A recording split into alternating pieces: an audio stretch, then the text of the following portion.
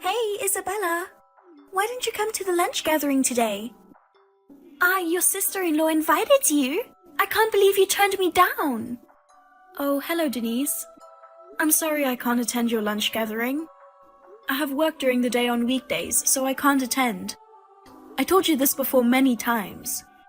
Well, I told you to take time off work and join us. I've been telling you for a long time too, haven't I? I can't take time off so easily. Why not? What do you mean, why not? It's a job. I get paid and I have responsibilities. I can't just take a day off because I'm going to lunch with my sister-in-law. Don't you understand that's not a good reason to miss work? The job you're doing is probably some trivial work, right? Aren't you working at the bread factory? I'm sure it wouldn't make much difference if you weren't there. My lunch gatherings are worth 100 times more than going to such a low-class job. Anyone with a bit of intelligence would understand that attending the lunch gathering is a much better choice. Really? After all, wives of the presidents of very famous companies, or the daughters of very prestigious families are joining my lunch gathering. A loser like you who works for a bread factory should feel grateful just to breathe the same air with us. It's a noble gathering, you know. I see. Gathering such wealthy individuals for a lunch? It's something only I, the wife of a Kingston Grand Hotel executive, can pull off. As your sister-in-law, I'm doing you a favor by inviting a loser like you. Refusing that? What kind of attitude is that? I don't have any particular attitude. Oh, I see. Poor people like you must be jealous. Am I right? I'm not jealous. It's out of pity. You don't need to invite me anymore. If it's a weekday lunch gathering, I'll never be able to go in the future. Declining every time. And enduring sarcastic remarks afterward is quite a hassle. Wow! Who do you think you are? Or maybe... is that what it is? Oh, how silly of me. I'm so used to my lavish life because of my rich husband. I can't fathom the circumstances of a low-class factory worker. So, forgive me, okay? What are you trying to say? Just say it. Well then, I'll say it. You are so poor that you can't even pay for a lunch at hotel. You can't make ends meet without both spouses working, right? I'm so sorry. I see. What's so funny about it? In this day and age, it's not that uncommon, is it? Hey, don't get me wrong. I'm not saying that it's a bad thing. In poor households, with the recent high cost of living, it's challenging to make ends meet without both spouses working, right? But for you, my brother's wife, not having money for lunch is truly pathetic. My father is the president and my mother has never done household chores. My brother and I were raised by housekeepers and butlers, taking piano and ballet lessons from an early age and groomed to be distinguished individuals. And yet, he married a poor loser like you. He was supposed to take over our father's company, but he turned him down and went to work as an employee at a completely different company. It's insane. No other way to put it. If it's just me, it's fine. But can you please not insult my husband as well? I'm just telling you the truth. He should have married someone matching our family status, like my marriage. I don't know why he married a poor woman like you. Constantly calling poor, isn't that going too far? You seem to be making fun of our bread factory. But it's thanks to the people working there that even you can enjoy delicious bread. What? I would never eat low-class bread from a factory. Got it? People like me only eat what top chefs prepare. Those mass-produced in factories claiming to be bread are laughable. It's just garbage made of flour. Excuse me? That's so rude. Calling a product someone worked hard on garbage? What's wrong with calling garbage garbage? You should spend the rest of your life making garbage in a low-class factory. This is too much. It's not too late. You should divorce my brother. What? Why would you bring that up? I'm saying that someone who can't even afford to join the lunch I kindly invited them to is not suitable to be my brother's wife. You're jumping to conclusions like that? What are you talking about? I mean, you keep insulting me, and I was so angry that I lost track of the conversation. But the main topic is the lunch gathering, right? Well, you don't have to invite me anymore. The same goes for me. I won't invite you either. I'm not inviting you ever. Well, I'm glad to know. Goodbye. Why didn't you come to the lunch gathering today? I told you to come. I can't come because of my work. I mean, I thought you weren't going to invite me anymore. I wasn't going to. But everyone wanted you to join, you know. What kind of trick did you use to get them to go along with you? I didn't trick anyone. I can't attend on weekdays no matter who invites me. Okay then, let's schedule next week's lunch on Saturday. Please make it this time, okay? Why are you so insistent on me attending this lunch gathering? To be honest, I don't want to go, especially if you are the organizer. Do you remember how you insulted me last week? I don't think I want to attend after being insulted like that. I'm sorry about that. I've reflected on it since then.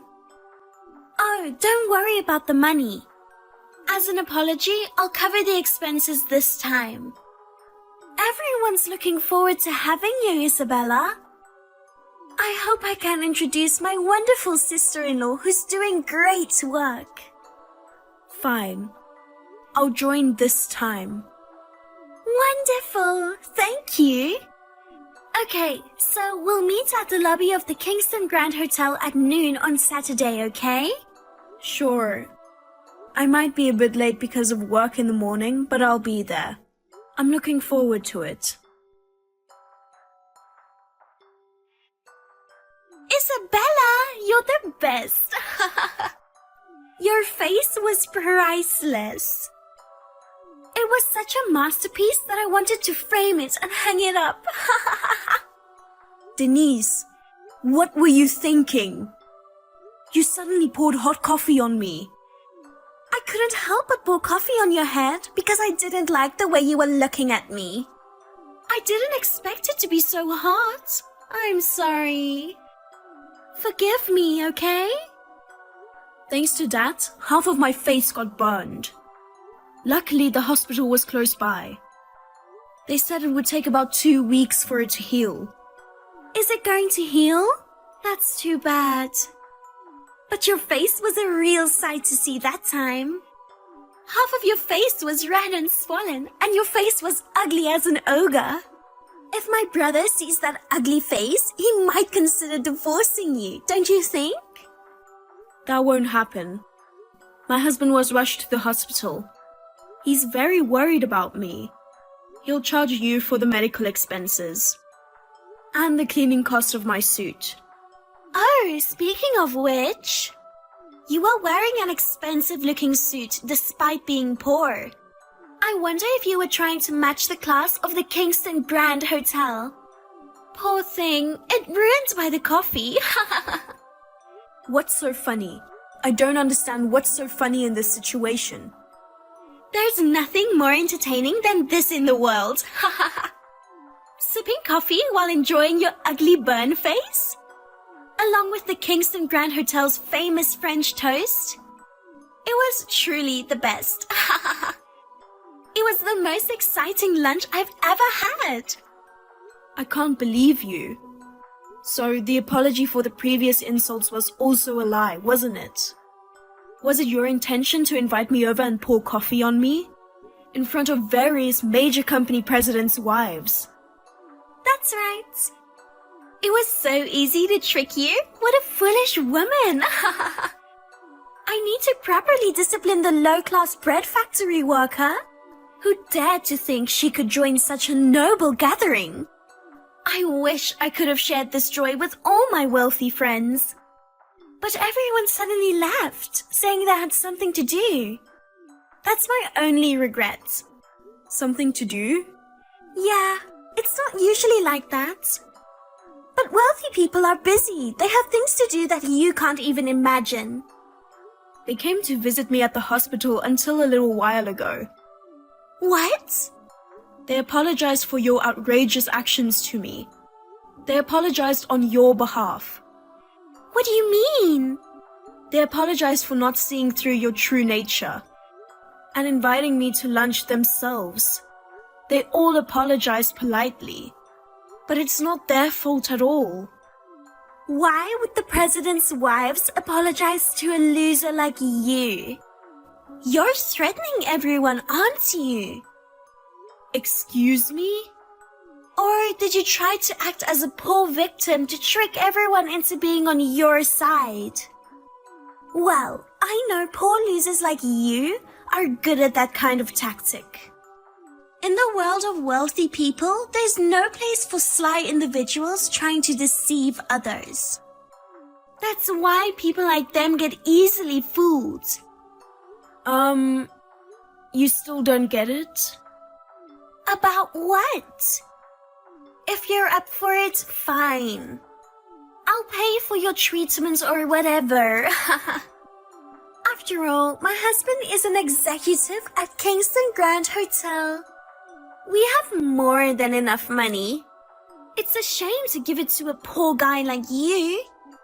But considering it as payment for witnessing the entertaining scene of a loser getting her face burnt, it's quite cheap. Can you afford it? Of course, I can afford it. Well then, I'll charge you without hesitation. Also, I'll be discontinuing our partnership. Huh? Hey, Isabella! What's wrong? What's wrong? Everything is wrong.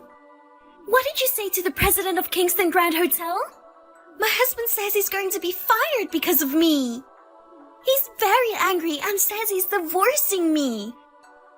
Oh, so he's getting fired after all? Well, considering the circumstances, I guess it's only natural. What do you mean? Well, because you poured coffee on me, and as a result, Kingston Grand Hotel lost an important business partner. It's only natural that your husband has to take responsibility for that, isn't it? What are you talking about? What business partner are you talking about? I'm talking about Star Bakehouse. It's my company. What? It seems you thought I worked in the factory, but I'm the president of the company. What? The president? We are the supplier for the bread for Kingston Grand Hotel. You said you wouldn't eat bread made in a factory, but many of the guests have given it very high reviews. They say it's delicious. What? Wait a minute, I remember people talking about how the hotel's breakfast bread had a taste like high-end bakery and was fantastic. I heard that some guests come to stay just to try the bread. Yes, thankfully. All the bread served at breakfast is made by us. French toast for lunch and dessert, and bread for dinner. Most of them are produced in our company's factory. Oh, so that French toast I had... You enjoyed coffee and French toast while watching my burns, right? Well, from now on, you won't be able to eat it anymore. You won't get the same taste of French toast as before. We've decided not to supply bread to Kingston Grand Hotel from now on. You're lying! We don't want our bread supplied to a hotel that has people looking down on factory workers, calling our carefully crafted bread garbage, and having someone with such poor character No, it can't be true. If you stop supplying bread to Kingston Grand Hotel, your company would be in trouble too, right? You'll lose a place to sell your bread. Our clients aren't just Kingston Grand Hotel. Even if we lose one, there are many others interested in working with us. In fact, excluding a hotel that looks down on factory workers, it will be able to maintain our brand. Oh no. But it doesn't make sense. Ending a deal and firing my husband, isn't that too much? Why not just one or the other? Kingston Grand Hotel wants to keep its brand face. It's natural to dismiss a problematic executive. I assume your husband proposed divorce for similar reasons? Being married to a woman of low status damages his social standing, so he wants a divorce, right? Oh no. Is it really my fault? It's too late to regret it. How was I supposed to know you were the president? If I had known, I wouldn't have poured coffee on you. I accepted you as an official participant in the wealthy people's lunch gatherings. Remember? Wealthy or not, pouring coffee to a person is unacceptable. I'm going to make that a prerequisite, but let me tell you something. Everyone else at the lunch knew that I was the president of Star Bakehouse. The reason why they wanted to invite me was also because they knew my status and wanted to get to know me better. Come to think of it, I thought everyone was strangely eager to invite you. I thought it was a little strange that the president's wives would be so eager to get close to a low-class factory worker. How can you convince yourself that you are such a valuable person? In a way, that's a talent. So, everyone going to the hospital when you were burned was also because of that, huh? Are you saying that they all abandoned me and took your side? All this time, I've been hosting lunch gatherings and trying to be liked by everyone. And now they're dumping me? Not just my husband, but even my friends as well? Well, it's all your fault. You should be sorry. Then I don't have a choice. I'm going to your house now. What? In that case, I won't be satisfied without revenge against you. If you and my brother aren't divorced yet, I'll barge into your house and mess things up. I'll call the police. Even if you say so, what about my brother? What? He's my brother. I'm sure he'll stand by me.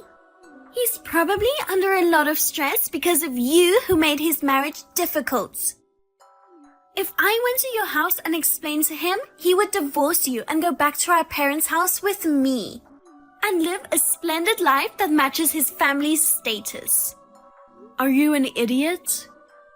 What? Do you know why my husband didn't inherit your father's company? Because of the high status family, the dignity and manners. From a young age, he was forced into a constrained life by his parents and sister. He felt suppressed, experiencing significant stress. What? After getting married and starting a family, he finally became free. I don't think he'd easily give up on his current life. My husband and I are both working hard at the jobs we want to do. We are satisfied with our daily lives. We don't want that to be disrupted. If you barge into the house, we'll just kick you out. I wouldn't hesitate to call the police too. What? Don't exaggerate. I'm your sister-in-law, remember? If you don't like it, don't come to my house. Oh, by the way, the medical expenses for the burn and the cleaning costs for the suit haven't been paid yet. Please settle it by tomorrow. You can afford it, right? Good luck. Denise, who had a divorce forced upon her by her husband, didn't just end up with that as her punishment. When I had coffee poured on me, those present were the wives of the presidents of Kingston Grand Hotel's business partners. From there, the story spread to the presidents of various companies, leading to the end of contract of not only the bread, but also contracts involving furniture, facilities, amenities, and more. The hotel was in a really difficult situation, as the demand for an explanation grew louder and louder. In the end, it seems that the hotel decided to claim damages from Denise. Unable to rely on her ex-husband or her brother, Denise ran back to her parents' house. She humbled herself before her father borrowed money and paid the compensation. Now, she is said to be working tirelessly day and night to repay the enormous debts. The other day, I happened to see her in the town. She looked haggard, with no traces of her former self, completely worn out. On the other hand, I have fully recovered from the burn and I'm working hard. I am enjoying my life with my husband, and I have become friends with the wife of the president of the company who I met through the incident. And we have lunch gatherings from time to time.